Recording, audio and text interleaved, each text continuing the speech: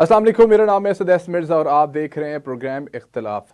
अली अमीन गंडापुर को जैसे ही अदालत ने इलेक्शन कमीशन ने तलब किया और समात 26 मार्च के लिए मुकर्रर की गई उनकी नाअहली के हवाले से, तो उसके साथ ही अली अमीन गंडापुर की आज वज़ीर आज़म शहबाज शरीफ के साथ मुलाकात भी हो गई। क्या इस मुलाकात का ये जो नाअहली का जो मामला था, इस हवाले से ये मुलाकात की गई है? क्या अली अमीन गंडापुर को किसी किस्म की कोई वार्निंग दी गई है कि अगर आप हमारे साथ मामला ठीक नहीं रखे, अगर हम अपने मामला को अगर आपने दुरुस्त नहीं किया तो आपको हम नाअहल भी कर सकते हैं? क्या इन तमाम तर वाक़यात के बाद, अगर वज़ीर आज़म की मुलाकात के बाद अली अमीन गंडापुर जो हैं वो क्या वाकई अब नाअहल हो जाएंगे या तमाम तर चीज़ें कानून के मुताबिक होंगी? ये केस क्या है, इस हवाले से हम उन्होंने अपने असासे जो हैं वो इलेक्शन कमीशन में जो है वो जाहिर नहीं किए थे, इस हवाले से केसेस हैं, तो ये चीज़ें पहले क्यों मेंशन नहीं की गई? मैं इसी हवाले से हम माहिर कानून हमारे साथ मौजूद होंगे, ज़फ़र इकबाल तारड़ साहब, उनसे ज़रूर इसके ऊपर उनकी कीमती राय इस पर लेंगे। सर बहुत बहुत शुक्रिया प्रोग्राम ज्वाइन करने का। सर ये बताइएगा कि अली अमीन गंडापुर साहब का जो केस है, असासे के हवाले से उनको कहा गया कि आपने असासे अपनी ठीक गोशवारे जमा नहीं करवाया इलेक्शन कमीशन के अंदर, फिर समात भी जो है वो 26 मार्च को जो है वो मुनक्कद हो गई, लेकिन इस हवाले से आप बताइएगा कि क्या वाकई कुछ नाअहली बन रही है इस केस के अंदर, या आप समझते हैं कि कोई प्रेशर क्रिएट किया गया अली अमीन गंडापुर के, और फिर जिस तरीके से वो शहबाज शरीफ को एक लेजिटिमेट वज़ीर आज़म नहीं मान रहे थे और आज मुलाकात भी कर ली है, तो इसको आप किस तनाजुर में देखते हैं? बहुत शुक्रिया। गुजारिश ये है कि जब न्यूज जो फाइनेंस ईयर न्यूज शुरू होता है उसमें सारे के लोगों के रिटर्न्स फाइल किए जाते हैं अकॉर्डिंग टू टैक्स लॉज जो है 2001, उसके तहत रिटर्न फाइल होते हैं। उसके बाद जो सिलसिला आगे चलता है और जब इलेक्शन में नॉमिनेशन पेपर फाइल होते हैं उसमें सारे एसेट्स जो है, जितने एसेट्स हैं आपके, जो है वो मूवेबल है नॉन मूवेबल है, उसमें वो डिक्लेयर किए जाते हैं। अगर तो वो नहीं किए जाते तो फिर तो उसमें 3 महीने का टाइम भी होता है, उसमें आप क्लियर कर सकते हैं अकॉर्डिंग टू जो लॉ एंड टैक्स लॉज। तो अगर तो उसमें कोई इलीगलिटी है तो फिर भी उसको चेंज किया जा सकता है, उसको अमेंड किया जा सकता है। मैं गुजारिश करता हूं कि ये जो रिसेंटली हमने 2 साल से ये देख रहे हैं, तो यहाँ पे तो कानून की जो हुक्मरानी है वो दूर की बात है। यहाँ पे जिसको मर्जी है वो दबाया जा सकता है, जिसको मर्जी उसको कानून को एक रास्ता दे के कानून उसको रास्ता देता है। वहां से प्रेस कॉन्फ्रेंस होती है, और या टॉक शो होता है, या किसी में अदालत में वो सरेंडर करते हैं और फिर वहां से चले जाते हैं। यहाँ पे तो सिलसिला कुछ और है। तो मैं इसमें गुजारिश करता हूँ कि जो गवर्नमेंट बन गई है, जैसे भी बनी है, वो एक चैप्टर अलग है, लेकिन जिसको जो गवर्नमेंट बन जाए उसके साथ जो रिलेशनशिप है वो डेवलप करना होता है।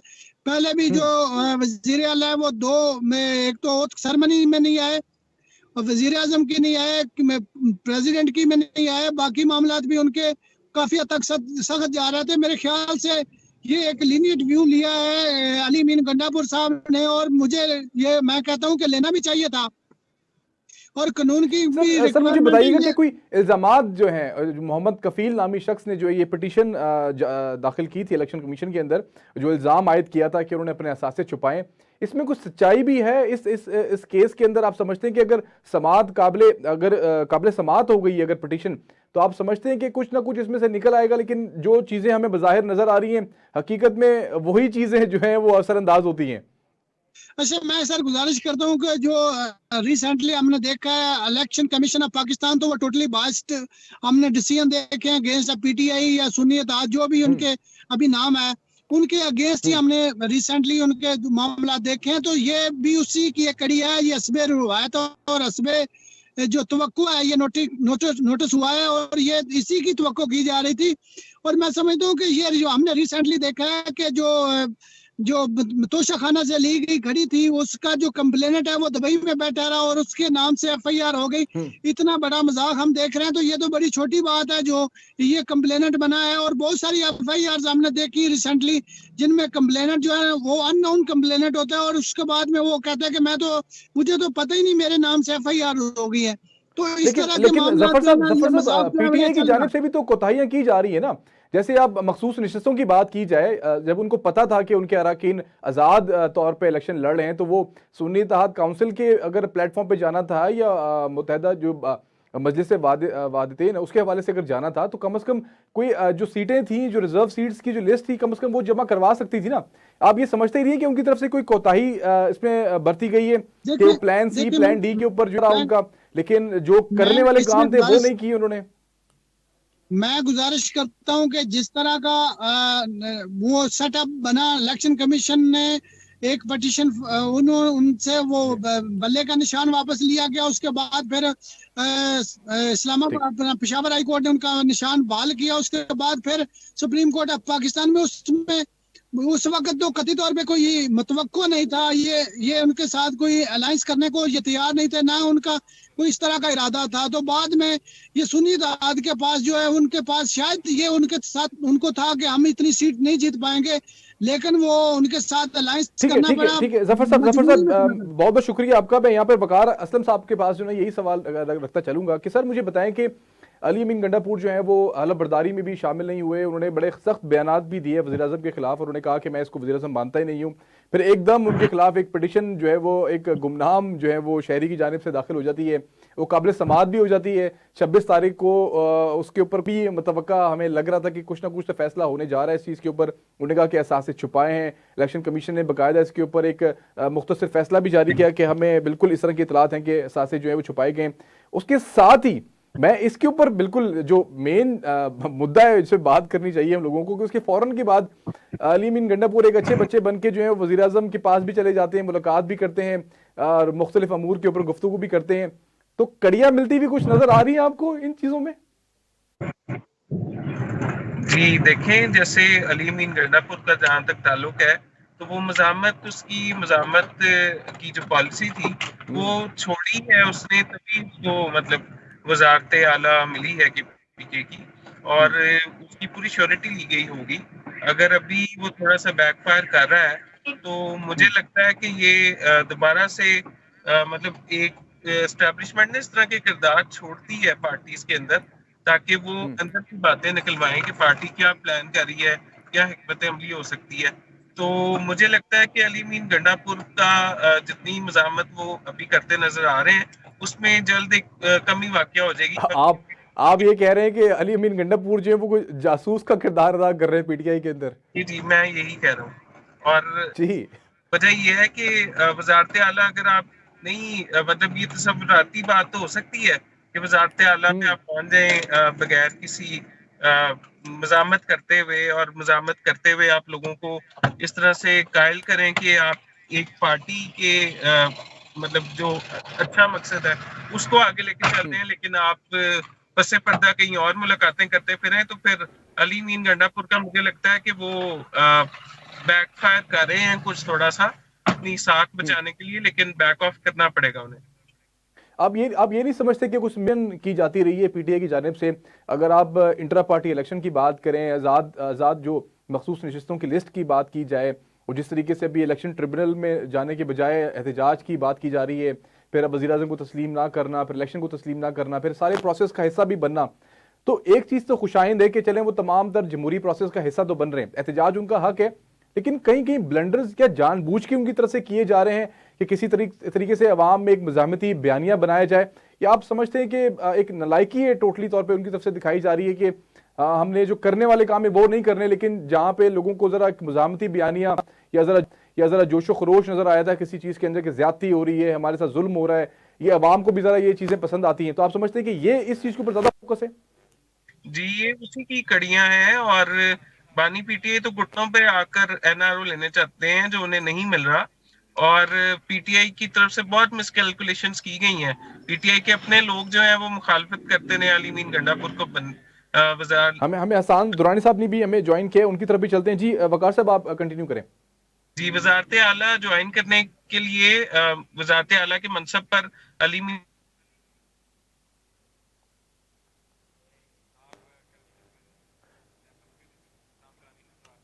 जी मैं हसाम दुरानी साहब के पास चलता हूं और यही सवाल उनके पास लेके चलता हूं, लेकिन इसके ऊपर ही हसाम साहब बहुत बहुत शुक्रिया आपका, आपने हमें ज्वाइन किया। जो हमारे एक ताज़ा दम एक हमारे अता तारड़ साहब वज़ीर इत्तलात आए हैं, उन्होंने आते साथ ही एक ताज़ा दम जो है ना वो इल्ज़ाम पीटीआई के ऊपर लगा दिया। अब ये कितनी इसमें हकीकत है, जाहिर सी बात है इस लेवल के ऊपर अगर कोई इल्ज़ाम लगाया जाएगा उसके पीछे कोई ना कोई हकीकत होगी। उन्होंने कहा कि यूरोपीय यूनियन को खत लिखा गया है कि जीएसपी प्लस स्टेटस जो है, जाहिर सी बात है इससे पाकिस्तान को बहुत ज़्यादा फ़ायदा था, पाकिस्तान के जो सनतकार हैं उनको बहुत ज़्यादा इसका फ़ायदा मिलता रहा है पाकिस्तान में। तो ये उसको ख़त लिखना कि आप ये स्टेटस वापस ले लें, फिर पीटीआई की जानिब से तरदीद कर दी गई है, इसमें क्यों हकीकत हो सकती है अगर इस लेवल पे अगर ये बात की जाए? क्या आप समझते हैं कि कोई सबूत भी उनके पास जरूर होंगे, तभी उन्होंने प्रेस कॉन्फ्रेंस करके ये इल्जाम आयद किया है पीटीआई के ऊपर?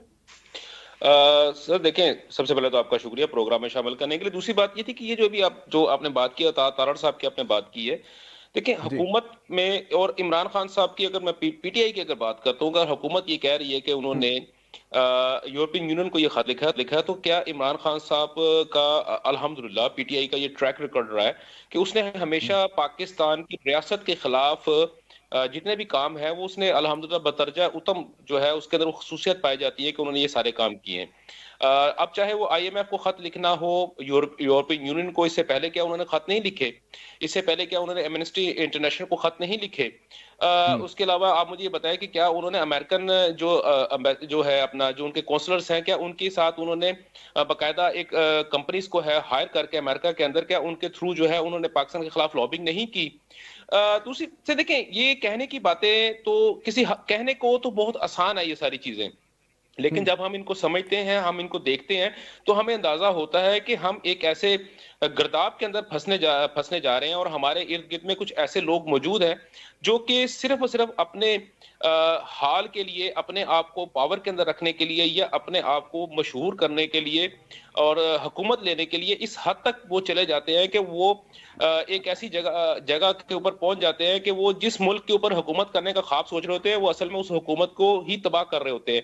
देखिए, कहना तो नहीं चाहिए, लेकिन बेवकूफी की इंतहा होती है कि आप जिस शाख के ऊपर बैठे हो। साहब एक चीज में ऐड करिएगा, क्या इमरान खान साहब की तरफ से अगर किसी किस्म की भी इस तरह का मज़ामती बयानिया बनाया जा रहा है या खत लिखे जा रहे हैं, जिस तरह आईएमएफ के बारे से आपने बात की, कुछ सेनेटर्स को भी अमेरिका में लॉबिंग हायर की गई, सेनेटर्स ने भी इसके ऊपर जो है ना एहतजाज किया पाकिस्तान के इलेक्शंस के हवाले से, लेकिन ये क्या उनको कोई सबक हासिल नहीं हो रहा, या आप समझते हैं कि उनकी तरफ से कोई डील उनको पेश ही नहीं की जा रही, जिसकी वजह से वो कभी कभार अपने आप को डील के लिए पेश भी करते हैं और साथ में इस तरह के इकदाम भी करते हैं जिसमें शायद वो हुकूमत को या रियासत को प्रेशर में लाने की कोशिश कर रहे हैं? आप समझते हैं कि डबल गेम खेली जा रही है और रियासत उनकी तरफ से कोई लचक नहीं दिखाई जा रही इमरान खान को, और इस तरह के इकदाम के बाद तो मेरे ख्याल से सारे दरवाजे भी बंद हो जाएंगे?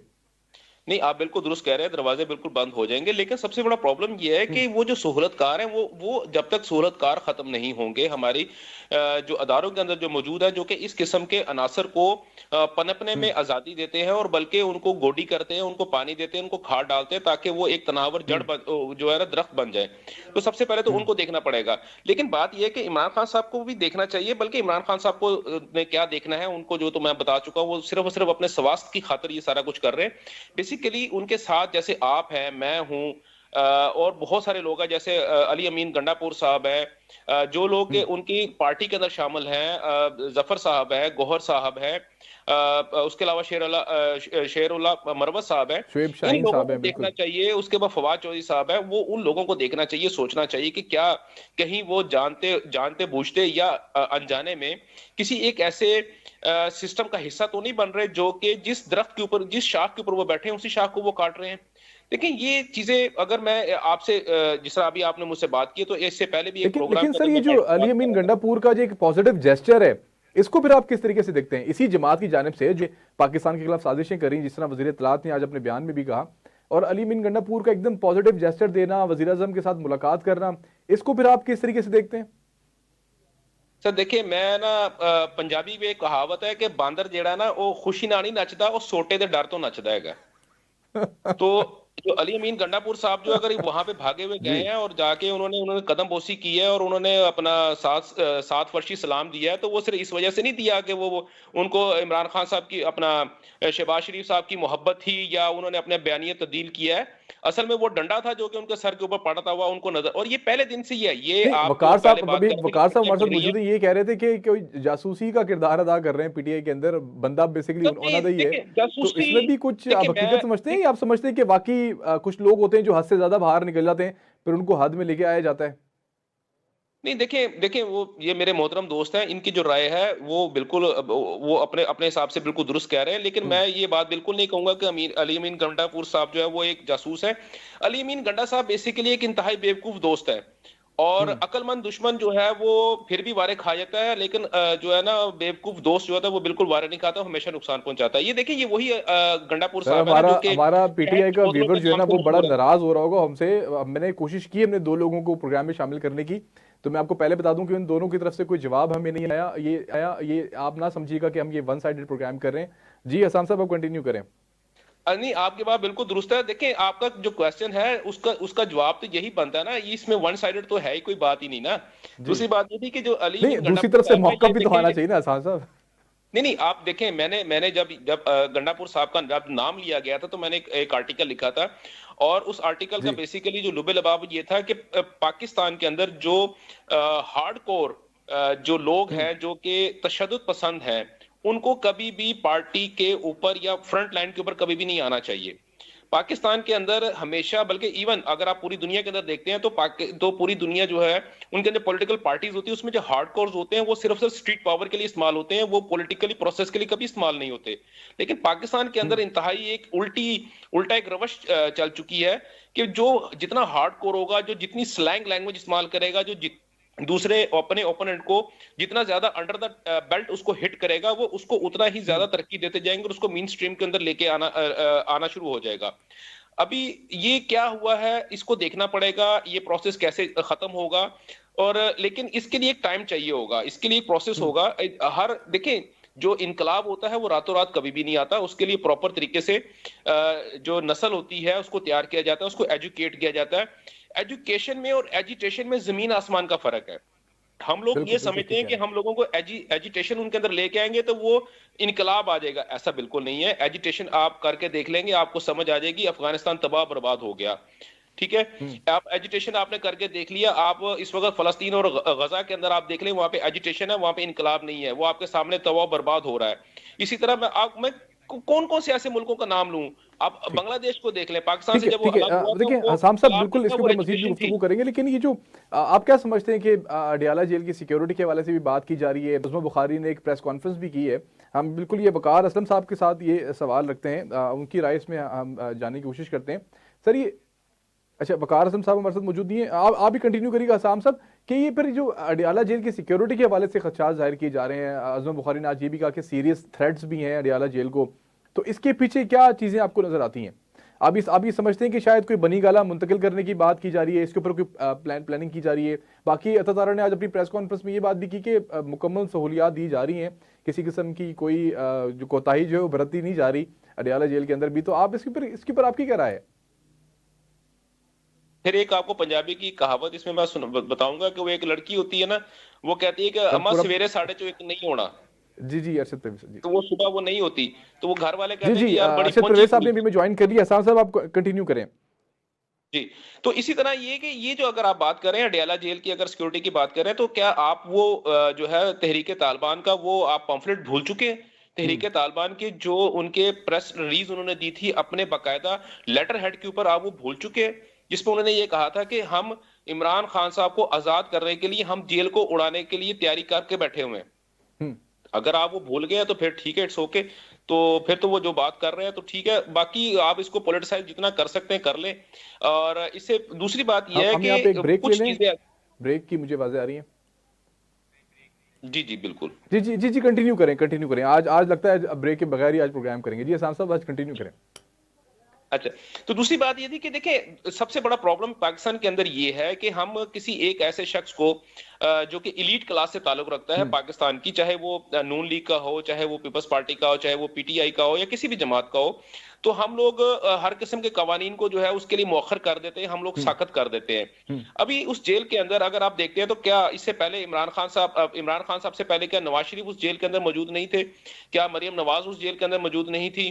क्या बिलावल ये बहुत आपने सीरियस बात की है कि बाकी लोग भी वहां पर मौजूद रहे हैं और अडियाला जेल की जो सिक्योरिटी है वो किसी से ढकी छुपी नहीं है, कि वहां पे इस तरह के वाकयात बहुत कम ही इस तरह के वाकयात पेश आए। लेकिन इमरान खान के वहां मौजूद होने के बाद इस तरह की संगीन जो है वो खबरें सामने आना, ये वाकई तशवीशनाक बात भी है।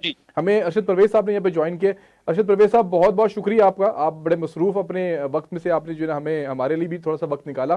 सर मुझे बताइएगा कि एक तो अली अमीन गंडापुर के बारे में आपकी भी बड़ी खूबसूरत राय हम सुनते रहते हैं मुख्तलिफ, जरा मुझे ये बताइएगा कि आज क्या मुआवजा हुआ है सर?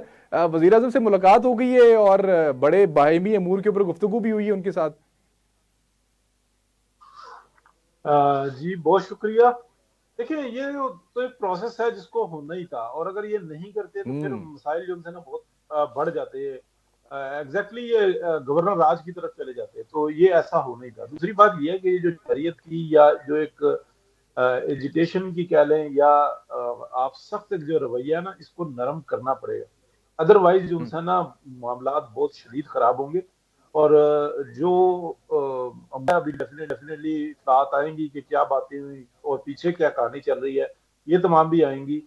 और ये जो एक इमरान खान साहब के बारे में ना, मैं उसके ऊपर जरूर कमेंट करना चाहूंगा, क्योंकि मैं पहला बंदा था जिसने जहर के बारे में बताया था कि ये जहर है क्या, इसके बारे में इमरान खान साहब ने खुद भी बताया था।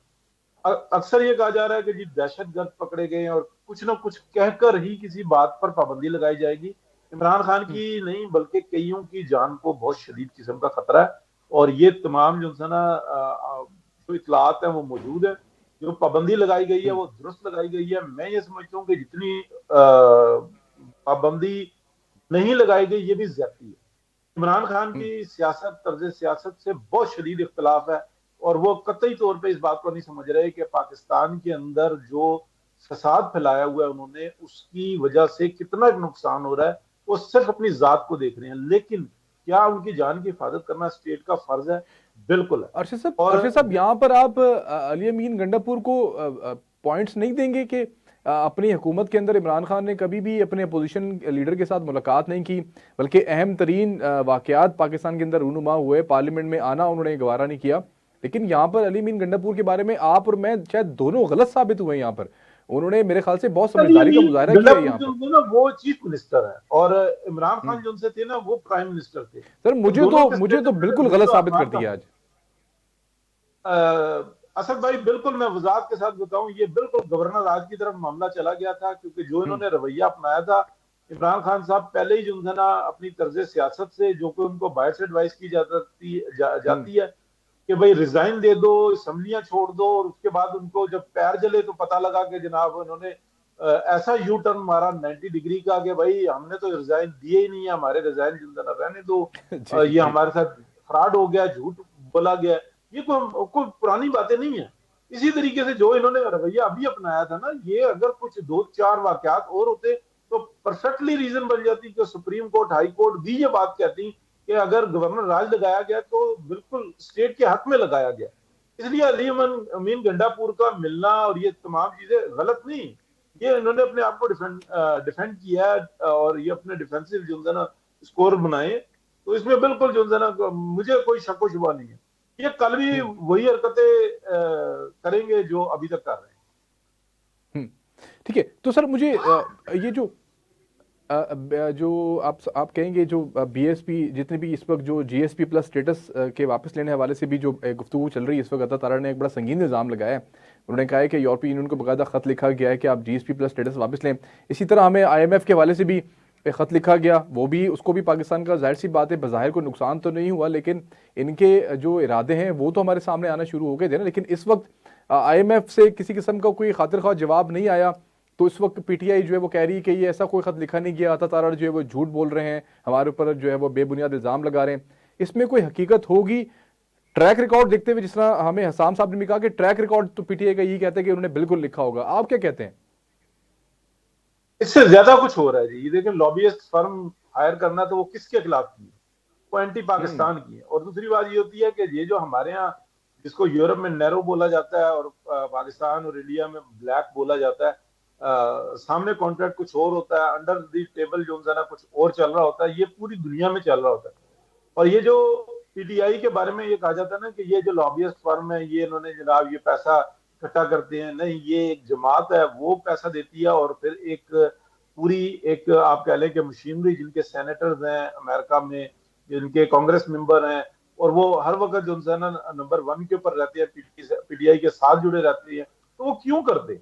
वो पाकिस्तान को फेल देखना चाहते हैं। वो पाकिस्तान के न्यूक्लियर एसिड्स के बारे में बहुत ज्यादा फिक्रमंद है। उनको पता है कि अगर पूरी दुनिया में अगर कोई हमारे अगेंस्ट कोई खड़ा हो गया ना, तो वो ऐसा पाकिस्तान ही है कि जो पूरी दुनिया के लिए थ्रेट हो सकता है। पूरी दुनिया के से मुराद ये है कि पूरी दुनिया को फिर अपने पांवों को पीछे हटाना पड़ेगा। अदरवाइज देखिए, पूरी दुनिया के अंदर जहां जहां डिफेंस नहीं था, तो क्या हशर किया? क्या लिबिया पाकिस्तान से उसकी इकोनॉमी पाकिस्तान से ज्यादा बेहतर नहीं थी? एसिड्स उनके ज्यादा बेहतर नहीं अर्शी थे? साहब, मुझे यहाँ पे ब्रेक लेने का कहा जा रहा है। मुझे बस ब्रेक यहाँ पे लेने दें, उसके बाद फिर अपनी गुफ्तगू जो है वो जारी रखिएगा। यहाँ पे ब्रेक लेते हैं, ब्रेक के बाद दोबारा जो है गुफ्तगू का आगाज करेंगे। देखते रहिए इख्तलाफ।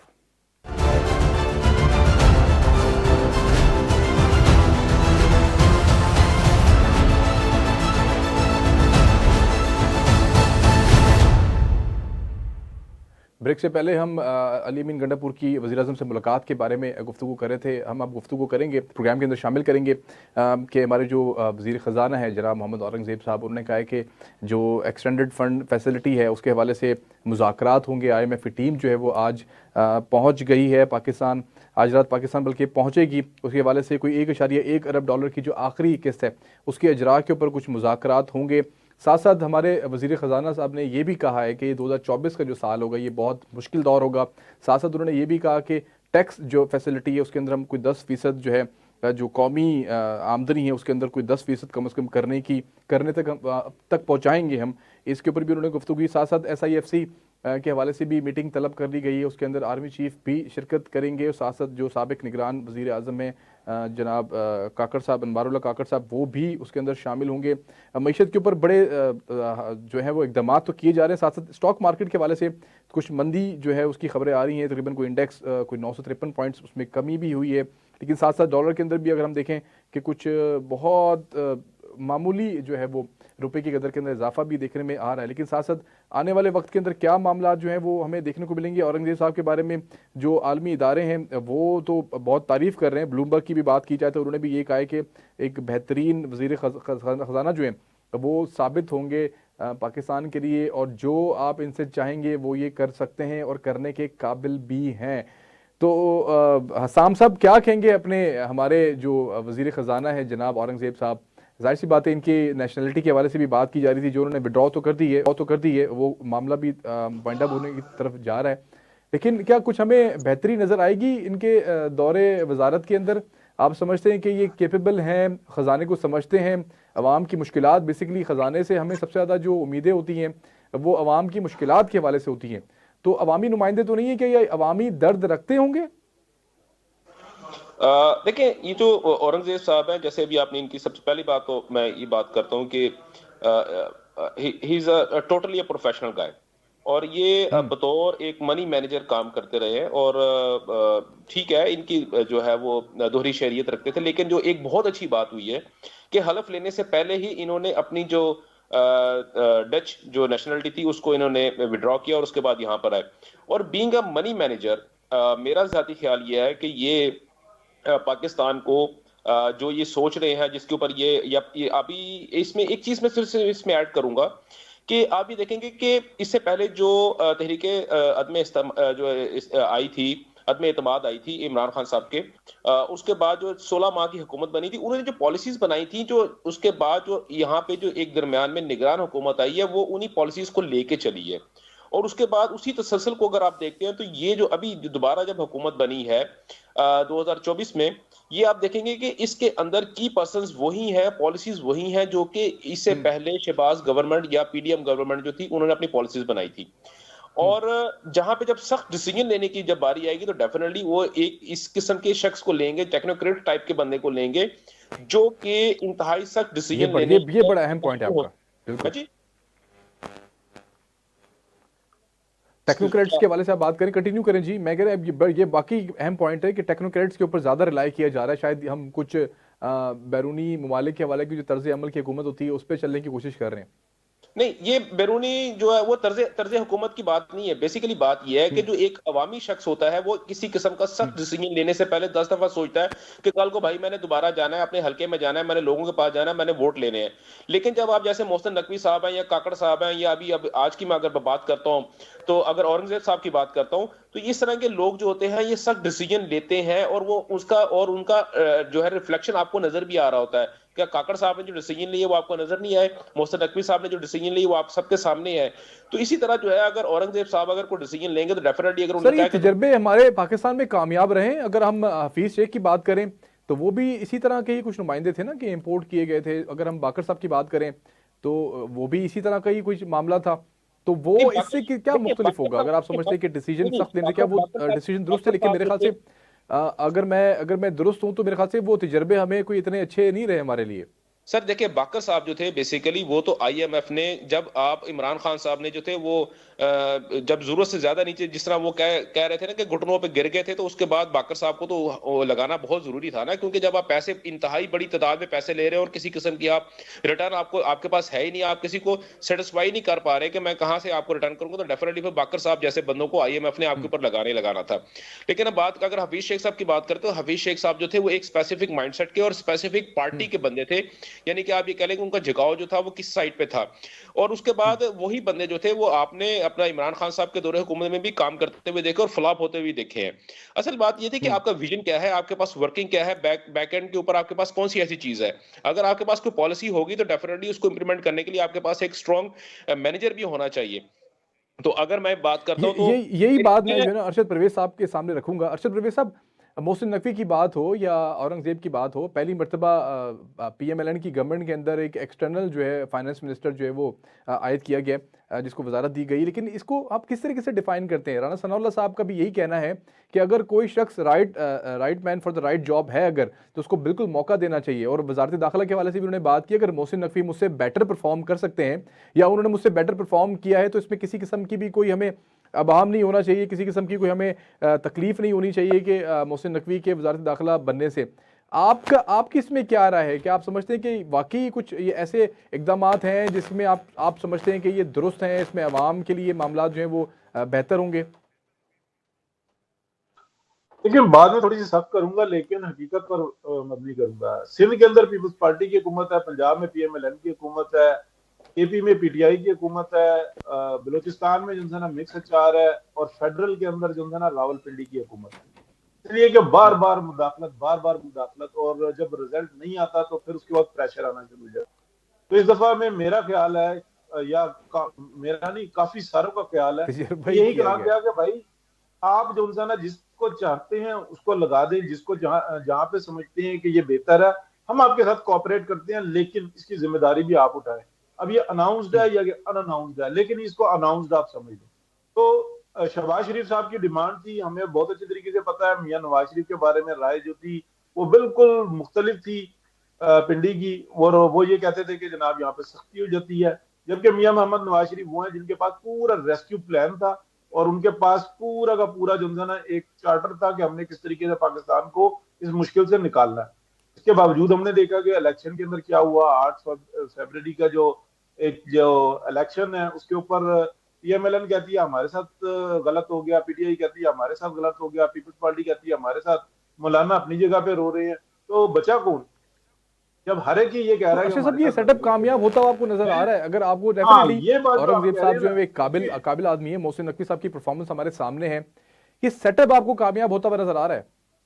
नहीं, इतनी कोई काबिलियत नहीं है जिसको हम ये कहें एक जिसको जवाब दे होना होता है ना, वो लोग होते हैं जो पब्लिक में से निकल कर आते हैं, उनको पता होता है हमारी सियासत, हमारा जवाबदेही होना ये बहुत जरूरी है। मोहसिन नकवी साहब हो गए, या अगर आप क्या कहते हैं मोहम्मद औरंगजेब साहब हो गए, ये जवाबदेह नहीं है किसी को, ये टेक्नोक्रेट्स हैं। हाँ, प्रेशर ले सकते हैं कि नहीं ले सकते, अगर आप ब्यूरोक्रेसी की सीट के ऊपर है, एज अ सेक्रेटरी है या कुछ भी है, लेकिन आपने किसी न किसी जगह पे किसी न किसी फॉर्म पे प्राइम मिनिस्टर की नीयत पर तो काम करेंगे ना? नहीं, नियत तो है ही नहीं, प्राइम मिनिस्टर तो है ही नहीं। प्राइम मिनिस्टर तो खुद जो टेक्नोक्रेट है, वो तो एक एडमिनिस्ट्रेटर है, उनकी तो ये सीट ही नहीं बनती। लेकिन टुवर्ड्स पाकिस्तान उनकी नियत पे तो आप शक नहीं करेंगे ना? जरूरी है ना बात समझने की, वो ये है कि क्या वो प्रेशर जहां से आता है उनकी मर्जी के खिलाफ कुछ हो रहा है, 100% उनकी मर्जी के मुताबिक सब कुछ हो रहा है, तो जिम्मेदार भी वही है। क्या ये हो सकेगा कि नहीं मुझे हो ये सकेगा, बताएं ना ये कि वक्त एक तो प्राइम मिनिस्टर की नीयत पे आप बात कर रहे हैं कि चले उनकी अपनी कोई नीयत भी नहीं होगी, लेकिन क्या पाकिस्तान की तरक्की के लिए, तामीर के लिए तो काम कर रहे हैं, आप समझते हैं कि कोई फायदा साल 2 साल कितना टाइम देंगे आप इस हुकूमत को? ऑलरेडी क्या होता रहा है, हमने देखा 16 माह की हुकूमत के अंदर हुआ क्या पीएमएलएन ने अपनी सियासत की तबाही नहीं फेर दी, सिर्फ पीएम पाकिस्तान को आईएमएफ से रेस्क्यू करने के लिए। क्या पीछे जो 4 साल जो ना पाकिस्तान के साथ हशर हुआ है, नहीं, क्या आप ये वो कामयाबी सारा बता रहे हैं या नाकामी बता रहे हैं पीएमएलएन की? जी, आप ये कामयाबी बता रहे हैं पीएमएलएन की या नाकामी बता रहे हैं? सियासत तो उन्होंने चले बर्बाद कर दी, पीएमएलएन की मुल्क तो तो बचा बहुत लिया बड़ी ना, आप ये कहना चाह कामयाबी रहे है। हैं? पीएमएलएन ने अपनी जो सियासत है ना, उसको तबाह कर लिया पाकिस्तान के लिए। एक मासूम आदमी को, एक इनोसेंट पाकिस्तानी को ये बातें नहीं समझ में आती, लेकिन जो टेक्निकल लोग हैं वो ये जानते हैं कि ये क्या क्या हो रहा था उस वक्त में। और बहुत सारी ऐसी मालूमात मौजूद हैं जो कि आम पब्लिक को समझ में नहीं आती, इसलिए शेयर करने का फायदा ही कोई नहीं है। तो आप ये देख लें कि चले मुसलसल चले, बहुत बहुत शुक्रिया, बहुत बहुत शुक्रिया अर्शद साहब। दोबारा प्रोग्राम के अंदर आपको शामिल करेंगे, बड़े अहम टॉपिक हैं और मैं आपकी इसमें में जो है ना राय लेना जरूर चाहूंगा। हमारे साथ हसाम साहब मौजूद है। हसाम साहब ने बड़ी बेहतरीन गुफ्तगू की, उन्होंने डेफिनेटली गंडापुर के हवाले से भी बात की कि कुछ पंजाबी की उन्होंने कहावतें भी हमारे सामने रखी कि जाहिर सी बात है इस तरह के लोगों को ठीक करने के लिए डंडे की ज़रूरत पड़ती है, शायद वही इस्तेमाल किया गया है। लेकिन एक चीज़ मैं यहाँ पे सामने रखूँगा कि मैं ज़रूर क्रेडिट दूंगा और इस तरह की पॉजिटिव डेवलपमेंट्स के बारे में मैं हमेशा से अप्रिशिएट करता हूँ कि अगर जितने भी आपके इख्तलाफ हो, चाहे आप जानी दुश्मन क्यों ना हो, लेकिन अगर पाकिस्तान की सलामती, पाकिस्तान की तामीर और तरक्की की बात आ जाए तो वहाँ पे आपको तमाम तर चीज़ों को पसे पर्दा रखना चाहिए, पसे पुश्त रखना चाहिए। वहाँ पे आपकी अना, आपकी सियासत जो है वो पीछे चली जानी चाहिए और आप पाकिस्तान की खिदमत का जज्बा जो है वो आपके सामने आ जाना चाहिए। यही एक ऐसा पहलू है जो मेरे ख्याल से पाकिस्तान के अंदर मिसिंग था काफ़ी अरसे से। अगर तमाम सूबे के सरबराहान अगर मिल के पाकिस्तान की तामीर और तरक्की के लिए काम करेंगे तो मेरे ख्याल से आने वाला वक्त पाकिस्तान और पाकिस्तान की आवाम के लिए बेहतर ही होगा और इसी की हम उम्मीद रखते हैं अपनी तमाम तर आने वाली हुकूमतों से भी और इस मौजूदा हुकूमत से भी। ये था हमारा आज का प्रोग्राम। बहुत बहुत शुक्रिया आपने इस प्रोग्राम को देखा। आप इस प्रोग्राम को पसंद करते हैं, अपनी कीमती राय से हमें ज़रूर आगाह करते रहा करें। आप देख रहे थे इख्तलाफ। मुझे दीजिए इजाज़त। अल्लाह हाफ़िज़।